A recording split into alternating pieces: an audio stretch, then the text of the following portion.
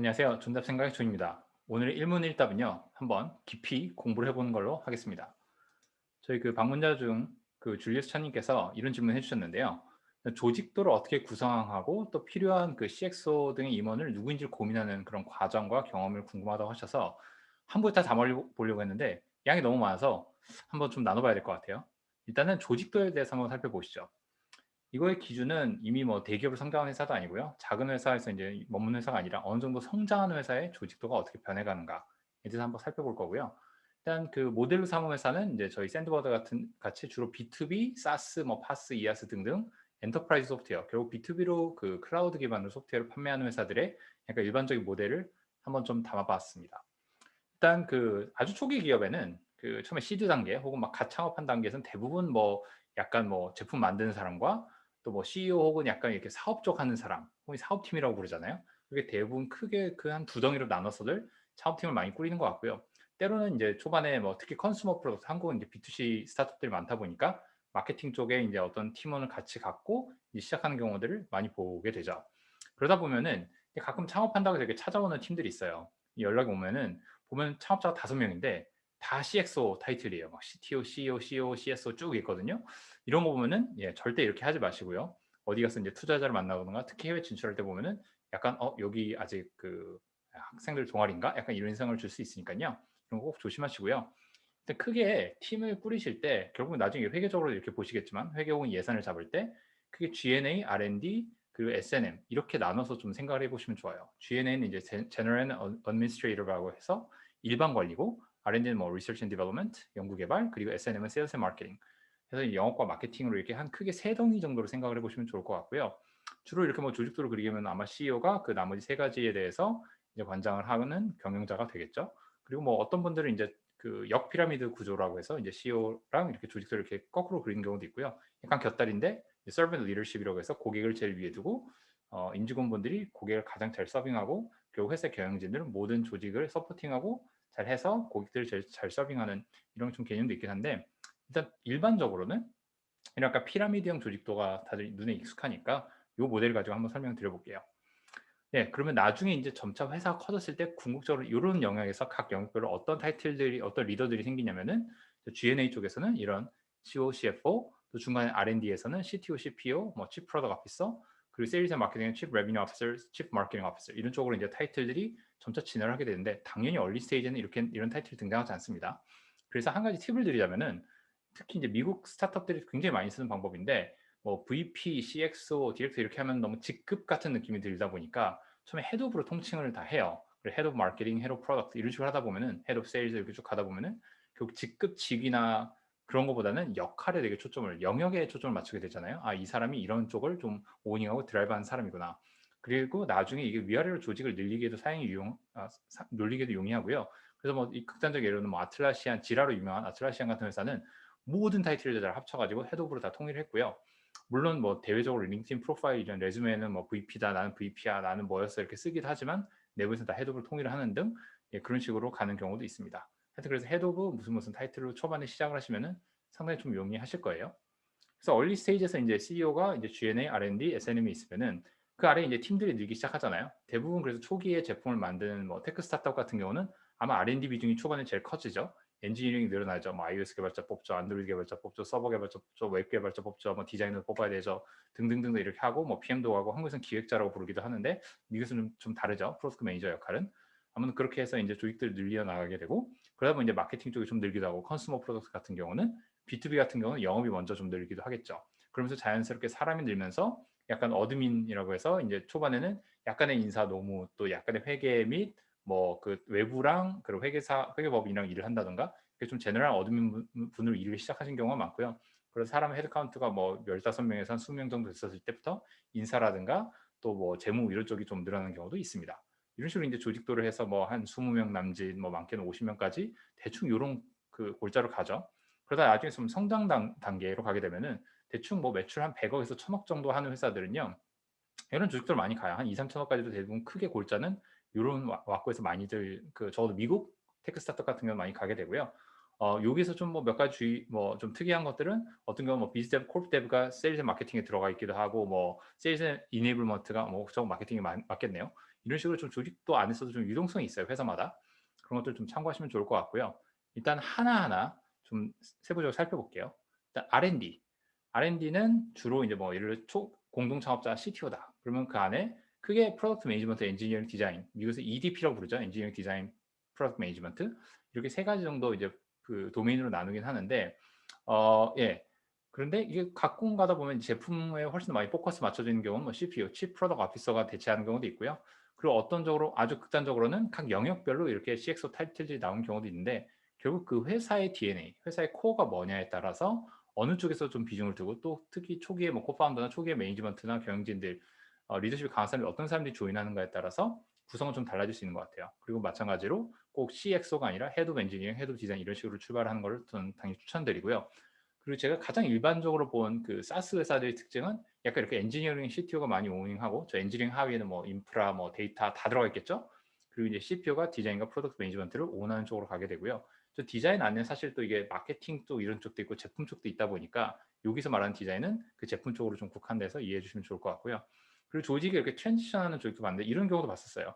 이게 CTO가 아예 없는 조직도 있었어요. 그래서 아예 이 조직은 굉장히 그 컨슈머 쪽으로 포커스가 돼 있어서 디자인과 프로덕트에 되게 포커스가 맞춰져 있고, 엔지니어링은 VP 오브 엔지니어링 정도 레벨에서만 있는 경우도 봤고요. 실제로 조직에서 뭐 사람들이 이탈을 하거나 경쟁이 바뀔 수도 있잖아요. 그럴 때 이제 누가 어떻게 일시적으로 그 리포팅 스트럭처를 가져가는가도 굉장히 좀 중요한 뭐 일종의 전략이 되겠죠.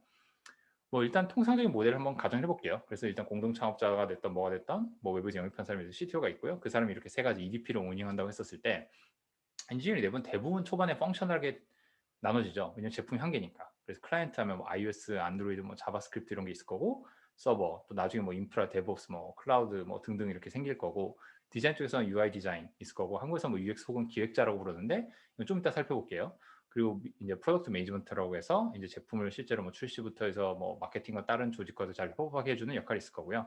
미국 쪽에서는 실제로 저 기획자라는 직군이 없고요. 사실 기획자라는 게 아시겠지만 뭐 와이어프레임 치고 이런 것들이 스펙 정하고 하는 게 사실은 약간 SI 쪽 분야에서 온 것들이 많이 있다 보니까, 미국에서는 그게 프로덕트 디자이너, 실제로 디자이너가 비주얼만 하는 게 아니라 UI, UX에서 실제로 제품에 대한 기능까지 다 풀어내는 프로덕트 디자인과, 또 이게 프로덕트 매니저랑 실제로 같이 협업을 해서 그 소위 말하는 기획이라는 걸 좀 많이 하고요. 그 기획 과정에서 엔지니어링도 굉장히 많이 인볼브하는 게 미국의 문화인 것 같고요.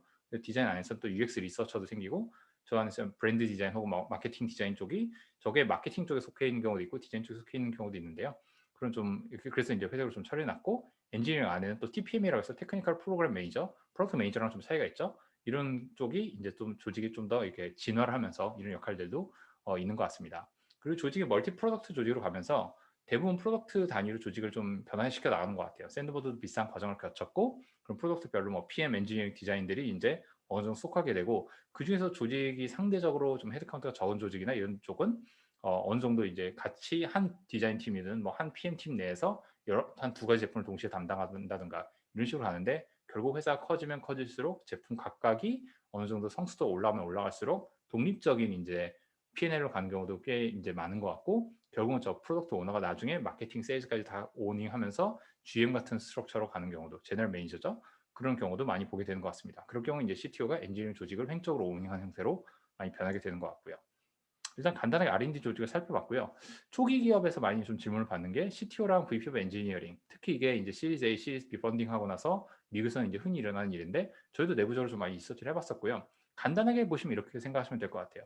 주로 초기 창업자가 CTO인 경우는 굉장히 기술에 대해서 깊이가 있고 제품을 잘 만드는 사람인데, 사실 조직을 운영을 한다든가 조직 시스템을 한다든가 버제팅을 한다든가 뭐 엔지니어링 컬처를 만든다든가 이런 쪽에는 사실 또 스트렝스가 없는 경우도 있거든요. 그럴 경우에 약간 CTO가 올라가면서 VP 오브 엔지니어 외부에서 검증된 사람으로 모셔와서 그 사람이 이제 시스템 빌딩하고 스트럭처링 하는 경우도 있고요. 이런 인력이 내부에서도 충분히 있을 수가 있고, 그래서 이런 것들은 결국 그 사람이 잘하는 강점 이런 걸 보면서 판단하시면 되는데, 쉽게 말해서 CTO는 제품의 방향, 기술의 방향을 약간 끌고 나가고, VP 오브 엔지니어링은 약간 조직을 만들고 시스템을 만들고 프로세스를 잡는 그런 사람으로 좀 이해를 하시면은 이해하기 편하지 않을까 싶습니다. 이제 세일즈 마케팅으로 넘어가 볼까요? 세일즈 마케팅 한번 나눠서 생각을 볼게요. 좀 다른 분야이기도 하고, 물론 같이 협업을 해야 되지만, 세일즈 쪽은 흔히 프리세일즈, 포스세일즈, 그리고 약간 서포팅 조직 이렇게 나누는데, 프리세일즈는 한국에서 흔히 생각하는 영업이라고 생각하시면 되고요. 포스트 세일즈는 뒤에 있는 서포팅이라고 생각할 수 있지만 요새는 또 좀 다른 분야들이 많이 생겨났고 서포팅 조직들이 전체가 잘 돌아갈 수 있게끔 도와주는 조직인데요. 한번 살펴보시면은 결국 이게 나중에 세일즈 조직이 커지면은 CRO, Chief Revenue Officer 혹은 뭐 VP of Sales 이런 뭐 Head of Sales 이런 타이틀들이 생겨나고 그 아래 대부분은 리저널 혹은 세그먼트별로 디렉터급들이 막 생겨나요. 뭐 VP 조직 정말 커지면 상장사들이 이제 VP급으로도 있긴 하는데 그래서 뭐 아메리카스, 이미아에서 유럽 하고 뭐 아프리카 이런 쪽 다 포함이죠. 중동. 그리고 이제 뭐 APEC에서 아시아 퍼시픽에서 뭐 이렇게 리전을 나눈 경우도 있고 뭐 엔터프라이즈냐 뭐 미드마켓이냐 SMB냐 이렇게 나눈 경우도 있고 그 안에 이제 SDR, BDR이라고 해서 밖에 이제 아웃바운드 해갖고 뭐 미팅을 잡아내는 사람들 혹은 인바운드로 들어온 리드들 퀄리파이해서 미팅으로 컨버팅하는 사람들 또 A들 어카운트 이그제큐티브 말 그대로 영업하시는 분들이죠. 그 들어온 리드를 아퍼튜니티들 딜로 클로징 하시는 분들 EA, SA는 엔터프라이즈 어카운트 이그제큐티브 혹은 스트래티직 어카운트 이그제큐티브인데 대부분 A 나중에 뭐 미드마켓 A, 엔터프라이즈 A SA 이런 식으로 좀 이렇게 조직들이 이제 좀 쪼개지기 시작을 해요. 근데 주로 좀 더 큰 회사들, 그래서 뭐 상장사나 대기업 같은 경우는 사실 구매 프로세스부터 계약 프로세스가 굉장히 까다롭거든요. 그럼 복잡도 있는 영업을 클로징 하신 분들이 좀 더 시니어하신 분들이 저 티어로 많이 가시고 SE는 세일즈 엔지니어링, 그래서 A랑 페어링해서 같이 이제 들어가서 기술 쪽을 설명하면서 영업을 하시는 팀 이런 쪽이 이제 약간 프리세일즈 쪽으로 구성되어 있고요. 그다음에 CX 리더라고 써놓긴 포스트 세일즈 쪽은 커스터머 석세스라고 이제 고객이 이제 된 후에 그분들의 이제 성공까지 이제 계속 옆에서 서포팅을 해주시면서 실제로 뭐 그 고객들 뭐 매트릭도 같이 트래킹 해주고 뭐 NPS 테이크 케어하고 이런 식으로 이제 고객을 비즈니스 사이드 쪽에서 파트너가 돼주신 분들이 계시고요. 테크니컬 사이드에서는 세일즈 엔지니어링 약간 거울 같은 게 솔루션스 엔지니어링 혹은 솔루션스 아키텍트라고 부르는데 포스트 세일즈에서 인테그레이션 서포트라든가 실제로 제품을 잘 쓰도록 기술적 지원을 해주시는 분들 주로 큰 고객사들 대상으로 많이 일을 하시고요. 그리고 이제 어카운트 매니저들은 커스터머 석세스가 대부분 좀 이렇게 많이 스페셜라이즈된 조직은요. 커스터머 석세스는 주로 이제 고객이 얼마큼 잘 쓰고 있냐, 고객의 해피네스가 어느 정도 되냐를 많이 좀 더 초점을 맞추고 달러라든가 이런 계약 금액 이런 쪽은 좀 더 이제 비중을 낮추고요. 어카운트 매니저들이 실제로 계약을 뭐 리뉴얼 한다든가 업셀 한다든가 이런 쪽을 좀 더 테이크하는 포스트 세일즈 쪽에서 약간 영업을 담당하시는 분이라고 생각하시면 될 것 같고요. 그 외에 뭐 테크니컬 서포트라든가 그 외 제너럴 커스터머 서비스 같은 조직이 좀 더 있을 수 있겠죠. 들어오는 뭐 인바운드 분이 티켓을 처리하고 그러면서 이제 고객들에게 계속 뭐 커뮤니티를 만들고 이런 역할까지 할 수가 있는 분들이고요.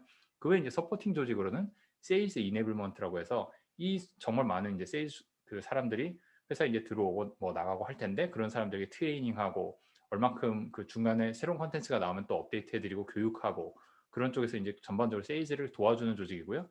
그 외에 이제 세일즈 오퍼레이션스라고 해서 뭐 세일즈포스라든가 CRM 운영하면서 프로세스 잡고 딜 데스크 잡고 중간에 매트릭스 트래킹하면서 뭐가 되고 있고 뭐가 안 되고 있고 파이프라인 측정하고 예측하고 이런 쪽이 이제 세일즈 오퍼레이션스인데 저희 회색으로 해놓은 이유도 저기 세일즈 쪽에 소속돼 있는 경우도 있지만 상장된 회사들은 세일즈 오퍼레이션 쪽이 주로 파이낸스 쪽으로 많이들 가요. 왜냐면 저기서 커미션 플랜도 짜고 막 이렇게 하다 보니까 결국은 이거를 커미션을 받아가는 사람들이 커미션 플랜을 짜게 되면 약간은 그 컨플릭트 오브 인터레스트가 생기다 보니까 저거를 나중에 그 G&A 쪽으로 떼내는 경우가 많아서 저렇게 회색으로 좀 칠해놨습니다.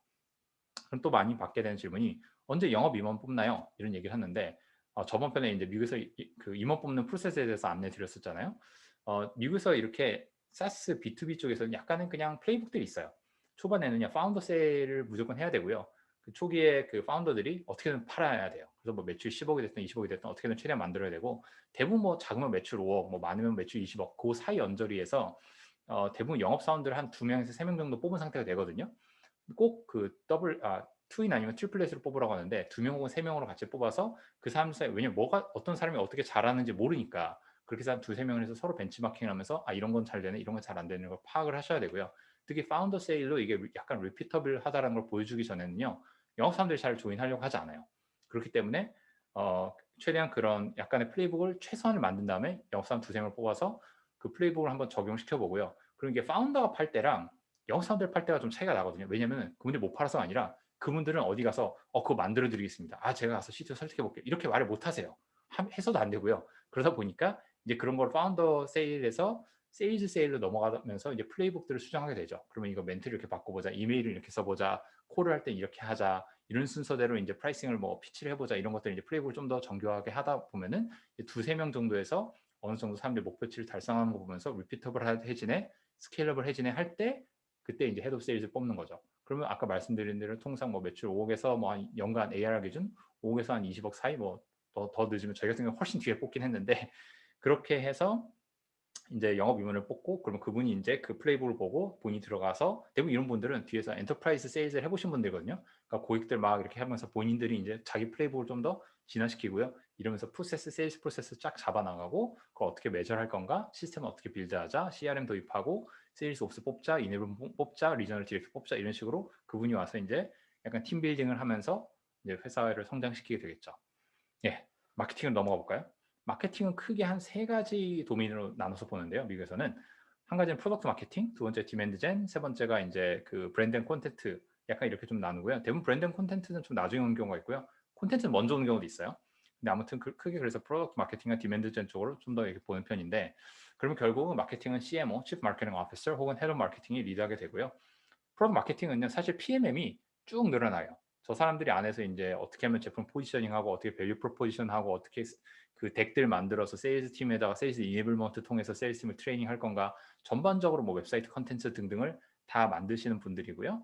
그러면서 경쟁사 조사 또 뭐 고객들이 반응하는 것들 인터뷰도 하고 하면서 제품팀과도 같이 프로덕트 매니저과도 일을 하는 게 이제 PM 조직인데 제품의 수에 따라서 늘어나기도 하고 전체적인 뭐 분량에 따라서 마케팅해야 되는 그 분량에 따라서도 늘어나게 됩니다. 저기다 디벨로퍼 에듀케이션을 붙여놨는데 디벨로퍼 마케팅을 하는 경우가 있어요. 그게 아예 분리되어 있는 경우도 있는데 뭐 워낙 그 고객들 밸류 프로포지션 고객들과 인터뷰를 많이 하는 조직이다 보니까 저 디벨로퍼 에듀케이션을 프로덕트 마케팅 산하에 두는 경우도 있고요.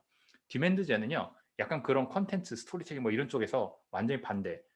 예, 숫자, 채널에다가 뭐 어떻게 돈 넣으면 어떻게 나오네, 뭐 리드는 얼마, 커스텀 애쿼지션 코스트는 얼마 드네 이런 것들 완전히 그냥 버젯으로 운영하는 조직이라고 보시면 되고요. 흔히 그래서 뭐 인스타그램이나 소셜 미디어 마케팅이 됐던 온라인에서 뭐 그 서치 마케팅이 됐던 이런 것들을 막 집행을 하고 또 필드 마케팅이라고 해서 뭐 컨퍼런스가 됐던 고객사들 데리고 따로 뭐 프라이빗 이벤트를 하던 우리만의 컨퍼런스를 하던 여러 가지 그런 필드에서 고객들에게 마케팅을 하는 것도 선물 보내주고 이런 것들 있잖아요.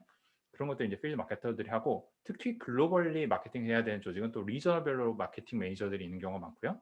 그 마케팅 오퍼레이션스가 아까 세일즈 오퍼레이션스랑 비슷한데 마케팅의 숫자 크런칭하고 리포팅 만들고 애널리틱스에서 컨버전 어떻게 되고 리드에서 오프티티를 얼마나 가고 있고 뭐 중간에 미팅 컨버전 어떻게 되고 뭐 그런 것들 이제 다 분석을 하는 데고요. 저기도 마찬가지로 GN에서 이제 오퍼레이션 쪽으로 이제 붙는 경우가 많죠.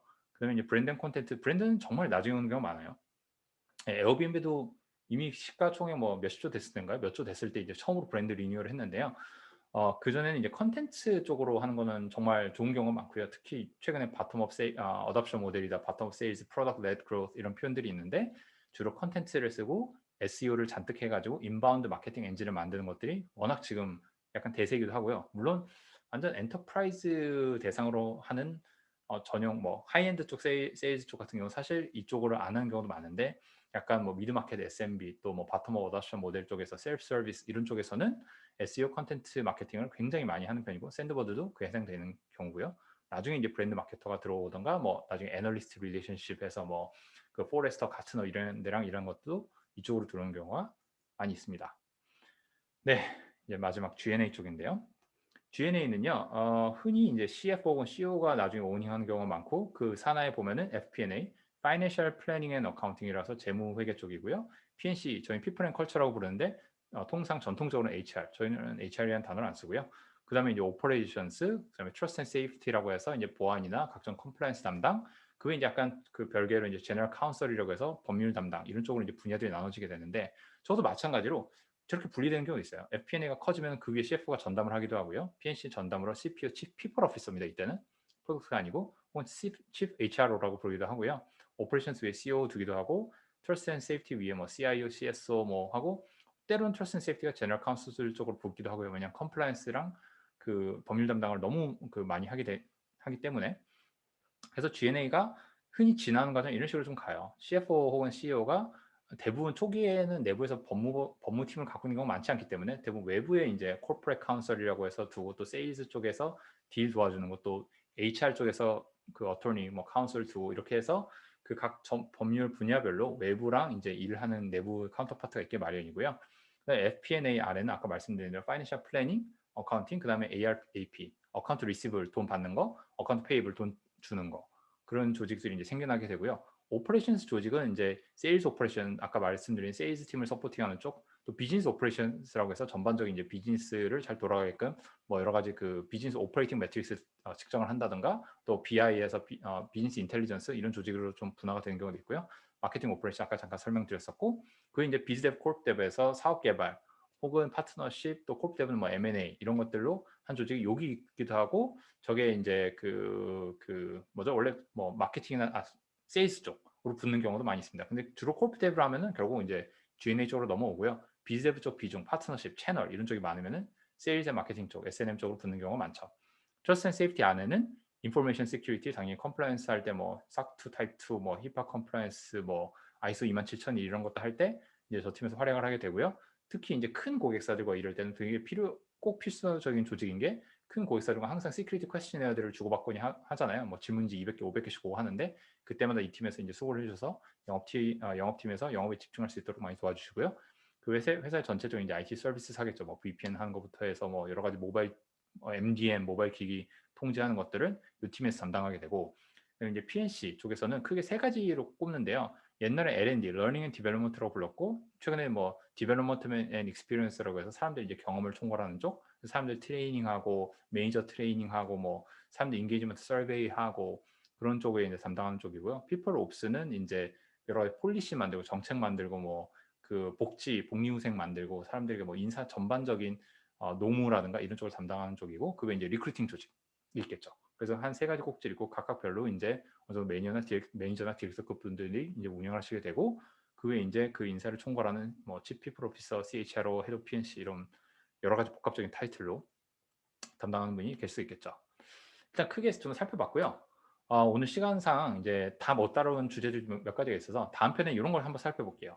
과연 팀에서 어떤 기준, 어느 정도 이제 그 임계치를 넘었을 때 팀장 포지션들을 만들어 나가는 게 좋냐? 팀장뿐만 아니라 뭐 우리 디렉터, VP들 이런 타이틀을 만들어가는 일종의 패턴들이 있을 거잖아요. 그다음에 그 조직별로 균형, 어떤 조직은 너무 빨리 커지고 어떤 조직은 충분히 안 커졌을 때 조직별로 균형을 맞추는 방법, 그다음에 언제 어떤 기준으로 내부에서 승진을 하고 외부에서 또 영업을 해오는 게 좋은가에 대한 일종의 뭐 데이터라고 할까요? 몇 가지 이제 패턴을 가지고 어떻게 판단을 해야 되는가. 마지막으로 이제 B2B다 보니까 SMB랑 미드마켓, 뭐 엔터프라이즈 고객사에 우리가 파는 고객사가 비중이 다를 수가 있잖아요. 그래서 우리가 SMB 더 많이 팔 때 혹은 엔터프라이즈를 팔 때마다 조직에 어떤 좀 차이들이 생겨날 수 있는가, 그런 것들에 대해서 좀 더 살펴보도록 하겠습니다. 네, 긴 시간 경청해 주셔서 감사드리고요. 도움이 되셨거나 도움이 안 되셨어도 저 힘드니까요. 꼭 좋아요와 구독 눌러주시면 고맙겠습니다. 좋은 하루 되세요. 감사합니다.